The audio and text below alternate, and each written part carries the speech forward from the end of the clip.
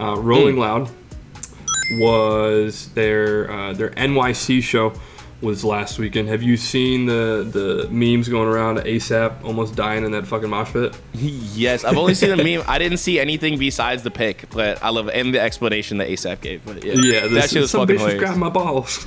She's grabbing the shit out my nuts. Yeah. So I was looking into Rolling Loud because I was listening to a Gary Vee podcast that had the co-founder and like the CEO on it talking about all their come up and some of the stuff they're doing in the future. And so I was looking into NY's show. Apparently it was like low-key kind of a shit show. 21 Savage was on the bill, like towards the top of the lineup, and he just didn't show up and didn't perform, and sent out a tweet saying that he's never doing a Rolling Loud show again.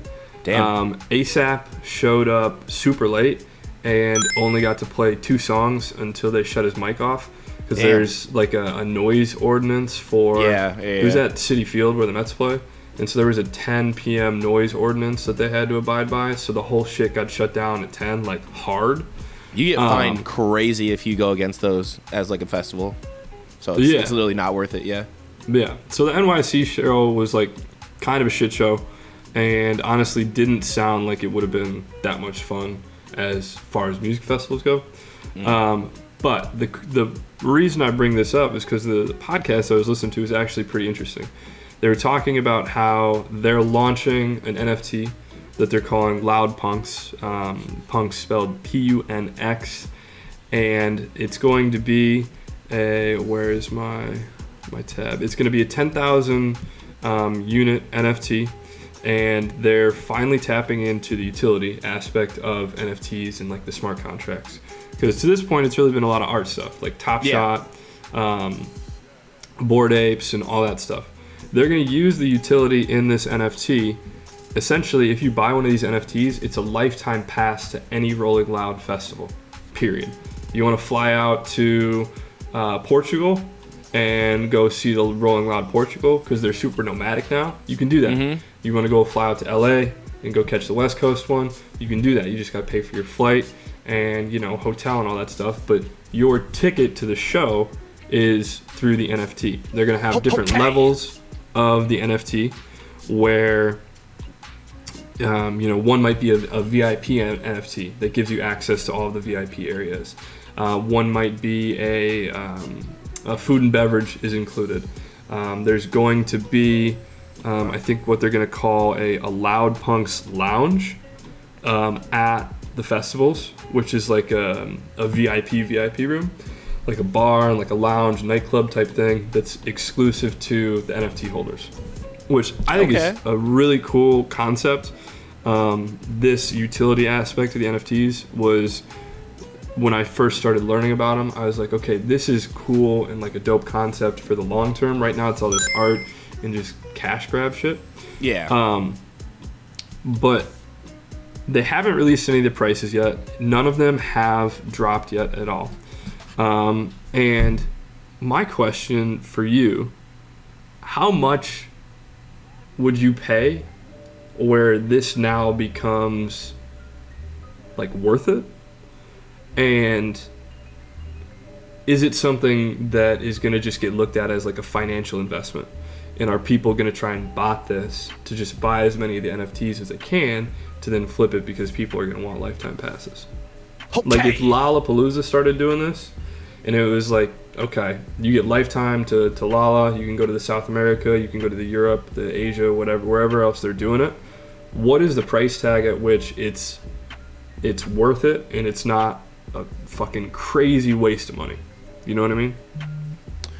Yeah, that's an interesting one, man. I mean, so this is a good idea. I do think if they have some kind of way to stop botting, that would be dope. Or even if there's like a limit on the amount of them you can buy at once. Because I know there has to be a finite number of them. That's kind of the whole point.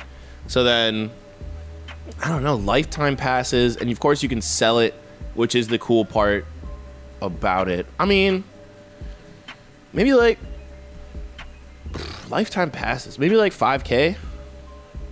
Yeah, I think after 5K I'm like, all right, it's kind of not worth it. But if you're talking food is included, drink is included, like you get in this VIP area, honestly, if I'm the type of person that like is more independently wealthy, right? Because you're not going to be a normal person looking to do that unless you're like, I go to Rolling Loud, New York and Miami every single year. I need this. This is going to save me a lot of money, because I don't know what a Rolling Loud pass costs. For 3 days, it's probably what, $400, $300, something like that, probably.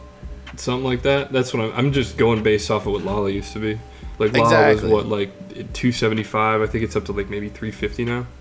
Okay, so let's just go 400. If it's 400 for all the days of Rolling Loud, and you're doing 2 of them a year. Let's say you do 3, only in the U.S. So you're doing 3 at 400. That's $1,200 a year. So if you're, if you do that for 5 years, and if it's like $5K you buy it for, you've already saved money. You know what I mean? I think anything above $5K is kind of ridiculous. But if they can stop botting, yeah, that's the whole thing. If they can make this a secure transaction and prevent the botting, like I don't know if I told you about this, but I bought one of the Concepts NFTs. Are you familiar with that brand?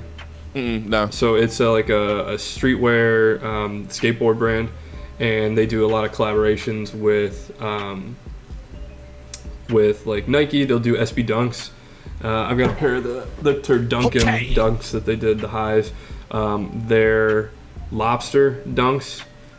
They've got like the purple lobster, the green lobster, red lobster. It's a certain colorway that they do, or a certain color blocking that they do in different colors that are super valuable, and resale's crazy on them because they're really limited releases. I have one of those, and it's the same idea where you get exclusive drops that you have to have an NFT to participate in. Yeah. But the issue there was that if you had one of the NFTs and you were in a cook group like I was in, you could still get the direct to cart link that they would get on like the monitors, because they have the monitors in the cook groups where it's a Discord channel for these monitors, and it posts the links, and if you hit that link, it takes you straight to the portion of the website that is a checkout page with that size of the shoe already in there. So you can still use bots, but to actually hit the checkout process, you have to have the NFT, and it has to be in your MetaMask wallet linked to your browser.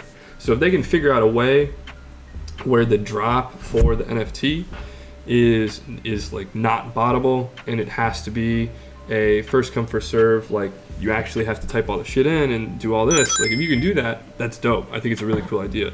Where I think this could flop is if it starts to get a little bit more mainstream and like people are really know about it. Like I was looking at their Discord channel, there's only 2,000 people in the Discord channel for this thing, and there's 10,000 of them. So if that's the only amount of people that know about it and that are following it, then I think it could go really well. But if mainstream gets the word on it and they're gone in 2 seconds, and like 50 people own 100 of them each or something crazy like that, then it's just stupid. Yeah, no, I completely agree with that. And I think that's the big step in, online retailing, is figuring out how to stop the bots and stuff like that, because resellers are crazy. I had someone bring up something to do with landlords to me the other day. And they're like, landlords provide housing the same way that scalpers provide tickets. You know what I mean? And that's the exact same thing here. It's like you don't want to have people creating this whole secondary market where it's all about speed of getting them on the original market, and then you're just flipping them right away. And it's like same thing with concert tickets, same thing with shoes, same thing with anything that has limited release drops like that. It's like, if you can figure out how to stop botting on your online retail platform, you're going to be so much better off. People are going to respect and like your brand much more, and it's going to be much more, transparent. People are actually going to be getting the thing that believe in it, instead of people looking to make a quick buck, which I do know for a fact that Rolling Loud's actual ticketing process has bot problems. So I would be surprised. You know what I mean? I would be very surprised if it worked out unbotted. So yeah. So another one, file it away in the tickler. Keep it in the back of the brain. Check on it every once in a while. In the tickler, you know what I mean? Or, you think about something that just like tickles your fancy, and you just go down a rabbit hole. Just put it back in the tickler. You know what I mean? Oh, come on, man. Don't do me like that. Don't give me I've never Joe. heard of it until we call it the tickler. You've never heard of that? Tickler. Nah, that sounds like something your dad would say. Put it back in the tickler. Dude, I don't know where I picked that up, but that is definitely something that I didn't come up with myself. I'm gonna Google that one and send you that. Um,